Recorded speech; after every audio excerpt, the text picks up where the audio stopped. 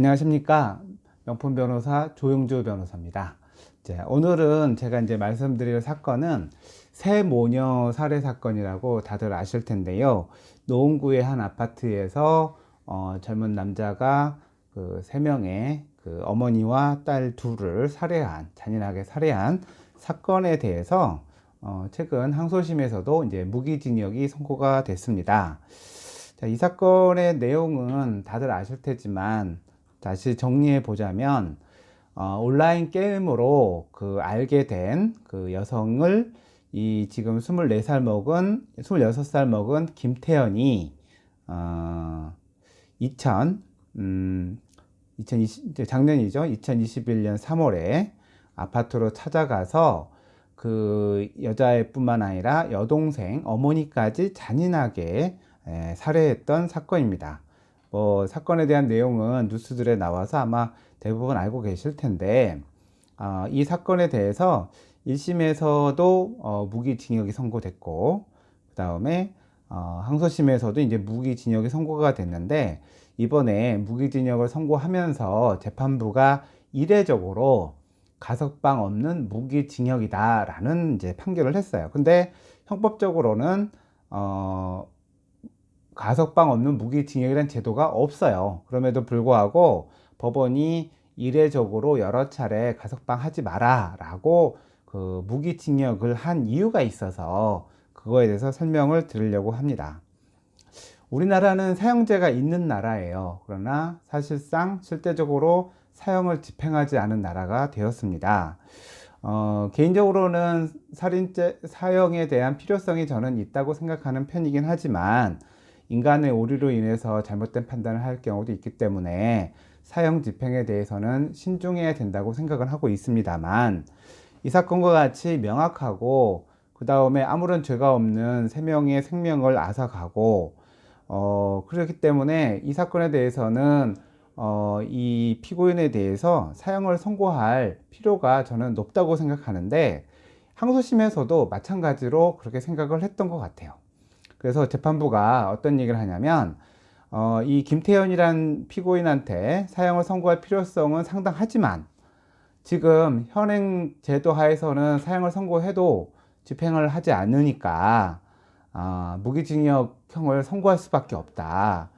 다만 우리 형법에서는 가석방에 대해서 법원이 정할 수는 없지만은 그리고 그 가석방에 대해서는 가석방 심사위원회라고 해서 법무부 산하 위원회에서 이제 결정을 하는 것인데, 이에 대해서 법원이 어떤 의견을 명확히 남길 필요가 있기 때문에 가석방이 없는 무기징역형을 선고한다라는 이야기를 했습니다.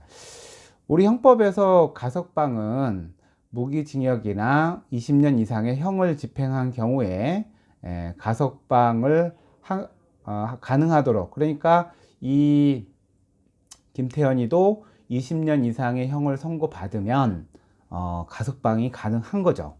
근데 지금 나이가 이제 26세이기 때문에 20년 후에 나온다고 하더라도 법적으로는 가능한 거죠. 그러면은 40대 중반에 이제 나오게 되는데 상당히 젊지요. 젊고 사실 사형을 쳐야 될 사람한테 그렇게 가석방의 기회가 주어진다는 것은 사실은 실제적으로 사형을 선고할 사람인데 사형을 집행하지 않으니까 무기징역을 어쩔 수 없이 선고하는데, 오히려 법의 허점을 이용해서 나중에 20년이 지나서 가석방 심사로 이 김태현이가 나온다고 한다면 재판부가 무기징역을 선고한 취지가 상쇄되는 거잖아요. 그래서 그 내용을 일부러 판결에다가 이제 집어넣은 겁니다. 그래서 재판부에서는 가석방이 돼서는 안 된다고 여러 차례 강조했고요.